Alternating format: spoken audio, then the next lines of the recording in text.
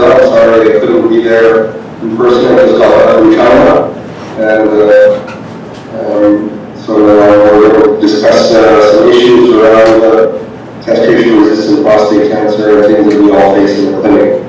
So I'll start the presentation. So we'll talk a little bit about the management of castration-resistant prostate cancer with a focus on non-metastatic castration-resistant prostate cancer. Just an introduction, this is our new hospital that we just built. It's the largest building now in Montreal, and this is the University of Montreal. And if you're ever in Montreal, you might visit it.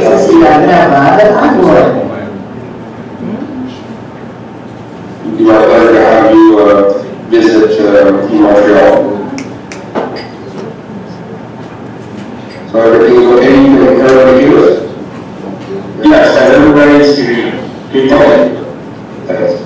So these are my disclosures. I've worked with several companies, and I continue to work with companies as a consultant and developing clinical trials that you've been involved in or clearly heard about.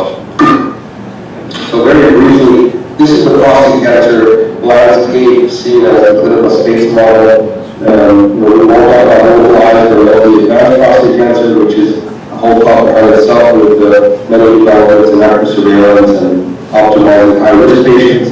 But what we will discuss is castration-resistant prostate cancer, and within that state, the metastatic CRPC patient is really the disease that is the cause of death from prostate cancer.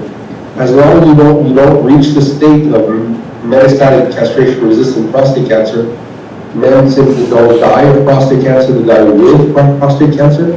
And so our new objective now is obviously to find better treatments for CRPC, but eventually what we'd like is to be able to avoid reaching the state of metastatic CRPC through better treatments for patients that are at high risk of metastatic disease and patients that are castration resistant but still not yet metastatic.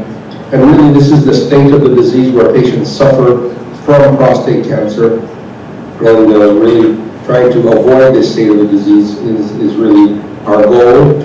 And you know, we will all understand that patients are going to eventually die of something. What we'd like is that patients, we can keep them chronically under control with prostate cancer, and that they have time to die of another cause rather than prostate cancer. So when we talk about non-metastatic CRPC or NM-CRPC, what are we talking about? We're talking about patients with biochemical progression on ADT, with a serum testosterone level that's castrate, and no evidence of metastases on conventional imaging. And I stress the issue of conventional imaging because there is a worldwide interest in novel imaging with PSMA, and we are not talking about patients who are detected on PSMA here. We're talking really about patients that don't have evidence on conventional imaging. And in fact, we know that if patients have novel imaging that have PSA rising rapidly, that they are likely to have areas where disease would be found.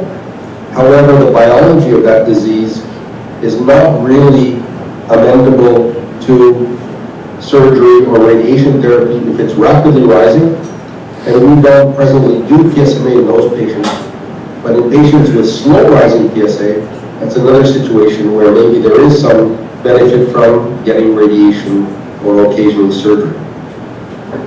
So we all agree that this state of the disease, NM-CRPC, especially if it's a rapidly rising PSA, is probably very low volume metastatic CRPC. So when we talk about conventional versus PET, obviously with PET we can pick up disease that would be missed on conventional imaging, but the question is, do these images change our approach? And I would hopefully through the discussion convince you that these patients with bad biology, rapid PSA doubling times, really don't require or don't benefit from local therapy, but actually need systemic therapy. So if I just illustrate with a case what we talk about when we talk about NM-CRPC. This is a 68-year-old patient of mine, retired dentist, who had a clinically advanced localized disease, diagnosed in 2016. His PSA was 32 at the time. He had a Gleason score of 4+5. On conventional imaging, he had a 1 centimeter lymph node that was suspicious of metastases with no other evidence of distant metastases. So the treatment plan here was radiation therapy plus 3 years of ADT. And what happened to this patient is that you see a very rapid decline of PSA that reached a nadir of 0.6 or 0.8, and the testosterone went down as expected and remained very low at 0.5. However, you notice that the patient had PSA that went at 2.5 about 2 years after starting ADT. He was still on ADT, and he had imaging that was negative. He had imaging about 6 months later that was still negative when PSA was 5.8. And then when it doubled again around 10.5, he had another series of imaging, always negative, with a calculated PSA doubling time of 4.5 months. So this patient is the type of patient we're talking about with high-risk non-metastatic CRPC. And why do we define patients based on doubling time? Is because all the studies that we've done with the natural history of non-metastatic CRPC has shown us that PSA doubling time is the best predictor of how quickly patients will develop metastases or die from prostate cancer. And clearly, patients who had PSA doubling times around 6 months and anywhere below 18 months were at higher risk than patients with doubling times of over 18 months. And of importance, absolute value of PSA is also very important.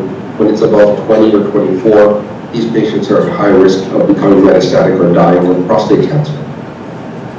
I presented this data at last year's AUA with a very large real-world database in the US, showing that even in the real world, PSA doubling time of less than 10 months is very predictive of metastases.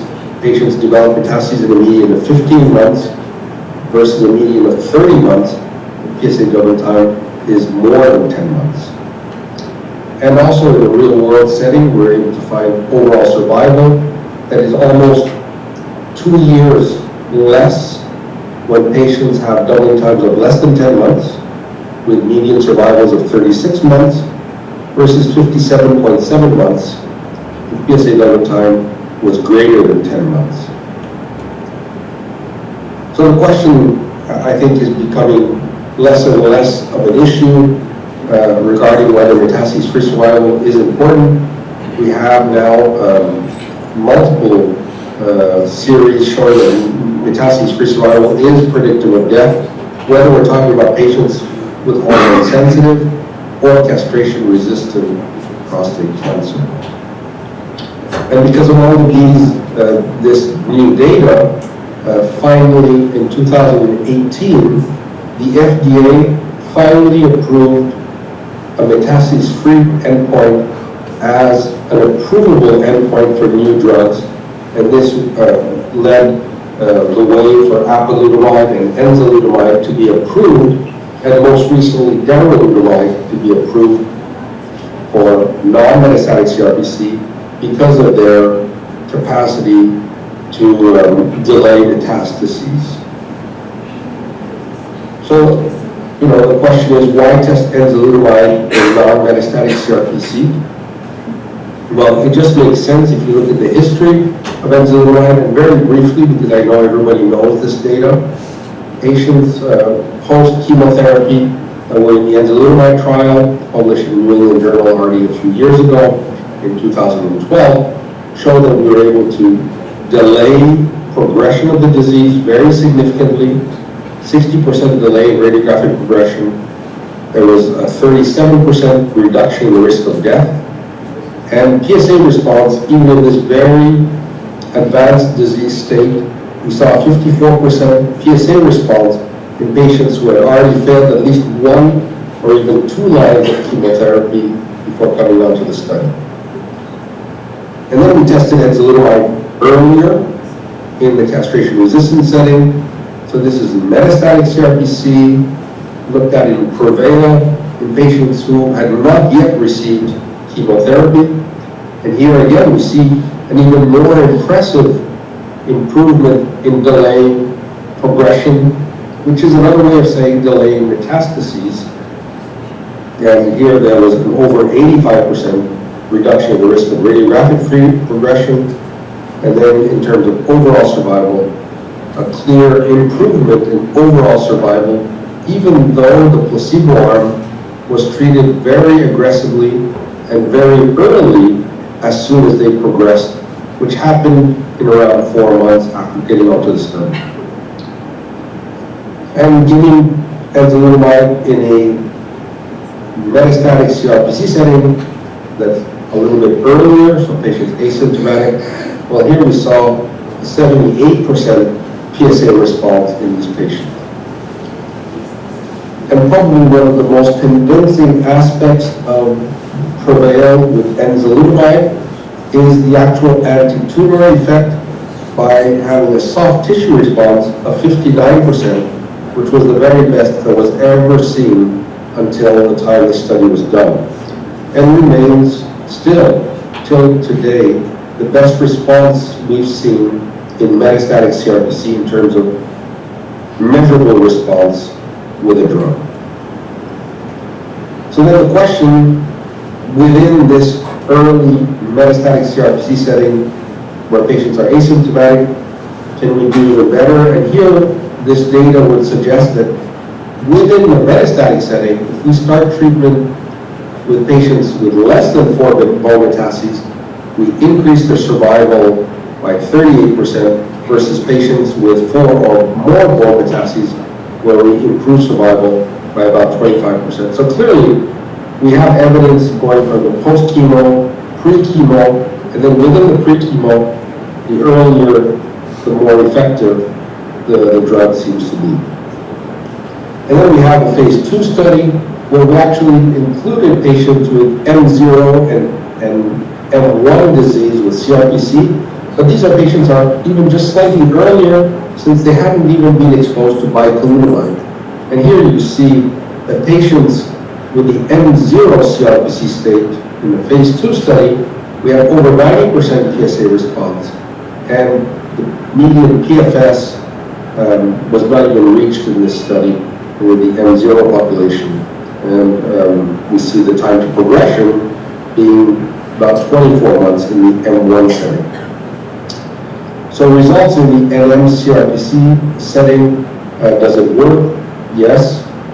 3 papers in the New England Journal showing that when you target the androgen receptor, whether it's with apalutamide, enzalutamide, or darolutamide, you do have very effective improvements in delaying time to first metastases. So basically, all 3 trials were very similar.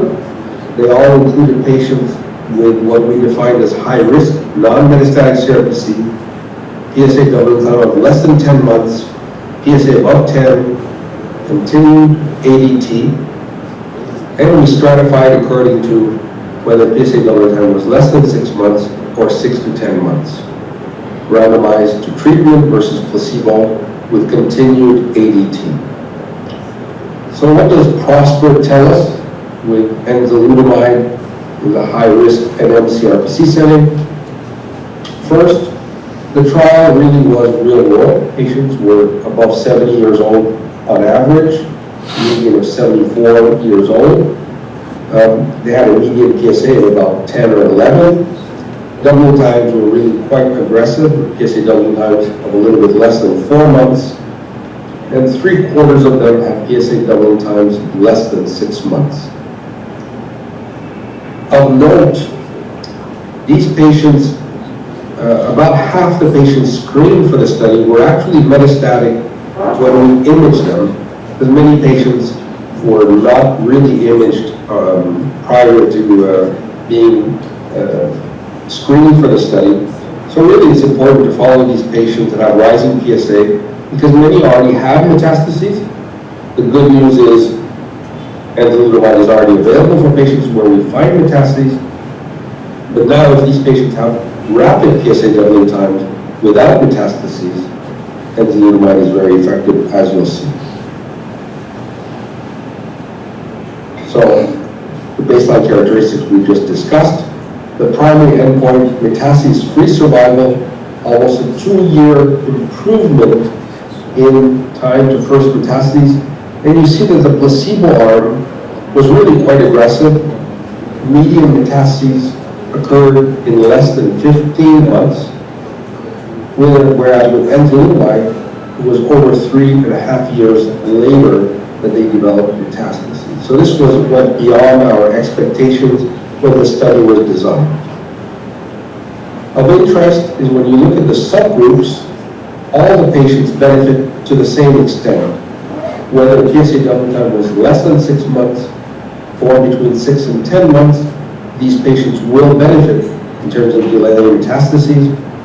Gleason score is not important to consider when these patients reach the non-metastatic CRPC state, and whether the baseline PSA is less than 10 or greater than 10 made no difference. Patients benefited to the same extent. In terms of secondary endpoints, time to first antineoplastic therapy, you see that the placebo arm started new antineoplastic therapy very quickly as soon as metastases appeared, which was really much earlier than we would in the real world setting, where we don't necessarily follow these patients every 4 months with imaging. So patients were followed very aggressively, and when metastases occurred, usually metastatic, they were treated very early. So less than a 2 months, 3 months delay between appearance of metastases and starting therapy that was effective. This explains why it's too early to find an overall survival signal, because patients were treated very, very well in the placebo arm. So this is not real world. If it was real world and patients were not followed as aggressively, I predict that this survival difference would have been already reached this early in the disease. What is very interesting is that you see that the majority of patients had very, very good PSA declines. The PSA declines were in the range of 90%, and 56% of patients had a 90% decline in PSA, and 10% actually reached undetectable PSA. And what's also very important is looking at time to PSA progression, which was clearly over 3 years in this patient population. So what does this mean? This means that when you start earlier, it takes much longer to become resistant to a drug like enzalutamide, which is what we want. We want patients to be responsive for longer, because the longer they're responsive, the longer they stay away from the CRPC state, which is the state that causes all the problems for the patient. Even though these patients were asymptomatic, feeling very well, just having PSA rise, they tolerated enzalutamide very well. Very few patients stopped because of side effects, and the side effects and the adverse events that were seen were the ones that were expected. And you see there wasn't very much difference between enzalutamide and the placebo arm. And what's most important, and this was a very big part of the study published in Lancet Oncology. I had presented this last year at AUA, and then it was published by Tom Ball and myself in Lancet Oncology, that showed that quality of life was maintained. So this was an important aspect of the study. Are we hurting patients by treating them when they are asymptomatic?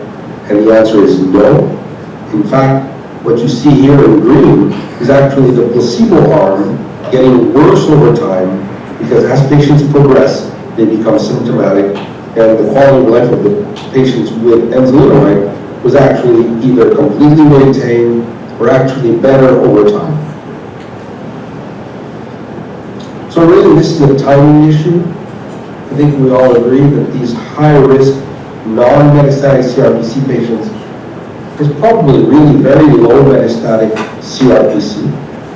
And if we agree that treating patients earlier when they're metastatic, then the non-metastatic CRPC sense makes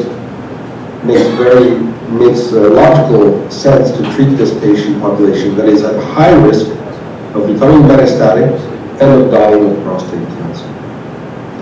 And when we look at the results of time to PSA progression, you see in green patients who were post-docetaxel and post-abiraterone only respond for less than 6 months to enzalutamide. In Affirm, the study post-docetaxel, patients responded in terms of PSA before they started to progress for only about 8 months. And then in Prevail, pre-chemotherapy was about 11 months before patients started to have PSA progression. And then Terrain, which were patients who had not even started bicalutamide before being put on enzalutamide, they had a response that lasted for about 19 months, which is much better. But then when you go to Prosper, here you see that patients avoid resistance to enzalutamide for over 3 years, which in my mind is clear evidence that you're doing something to prevent the disease from getting worse and from patients suffering from mCRPC. Based on all of these results, enzalutamide is now an approved option by basically all the guidelines, including the Canadian guidelines, most recently this year. Anybody who's interested, we have the Canadian guidelines that were published this year in 2019. This is just one of the summaries, and it is becoming complicated treating castration-resistant prostate cancer. Obviously, without metastases, we define how best to approach these patients, if they are high risk or not high risk. And then in the mCRPC first-line setting, we had to add this statement below: if not received in the past, then we would get access to one of these agents, and then in the second line, third line, and this is how we're starting to view mCRPC, because it's going to become less and less frequent that we see patients becoming mCRPC without ever having been exposed to an agent prior to becoming mCRPC. So how we're going to manage these patients is going to be very interesting, but gladly these patients are being healthfully treated earlier than the mCRPC state. So in summary and conclusions, patients in the mCRPC state in the real world setting really live less than 3 years, even with the best available treatments.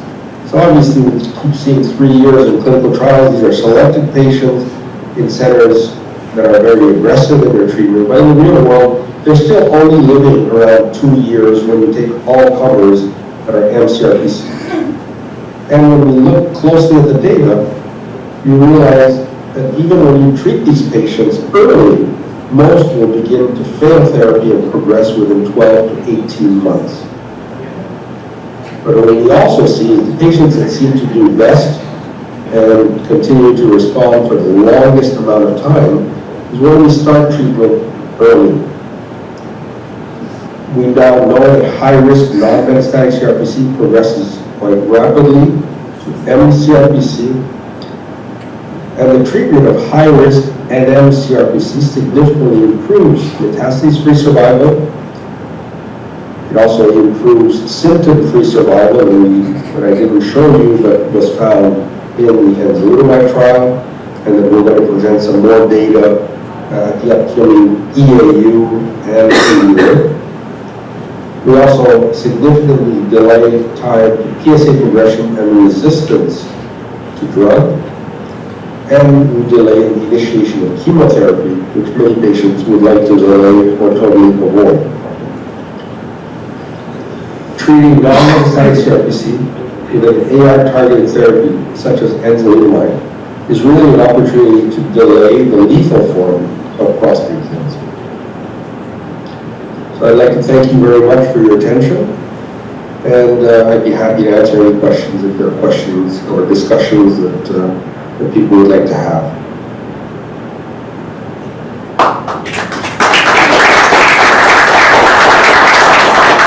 Okay, doctor, so could you please just wait for a moment so we can collect your questions and receive. And I just give it to you by the chat or by the sound if we can fix it, okay? Just a minute.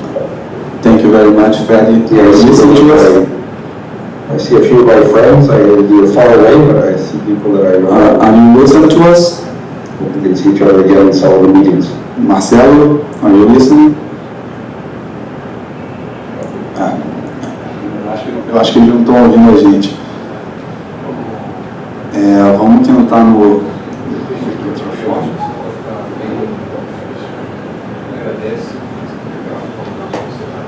Marcelo, não conseguiram colocar o microfone aqui.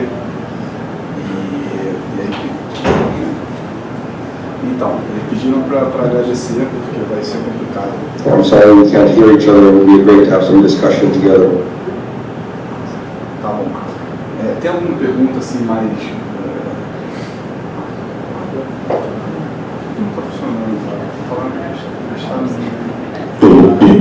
Well, so doctor, unfortunately, I think we are not going to have any discussion. We are having trouble with the audio in the room, but I think the class was really good. The transmission, the persons over there, they told us that they're really happy with your presentation. So I want to thank you for your participation with us. Okay.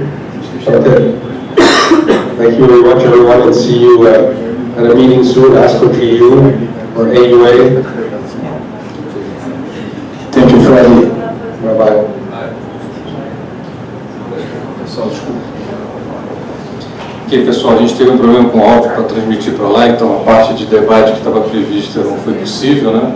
Mas enfim. Som desativado. Bom, isso não estava previsto também. De qualquer maneira, agradeço a todos a presença e está encerrado esse último módulo de doenças avançadas, tá?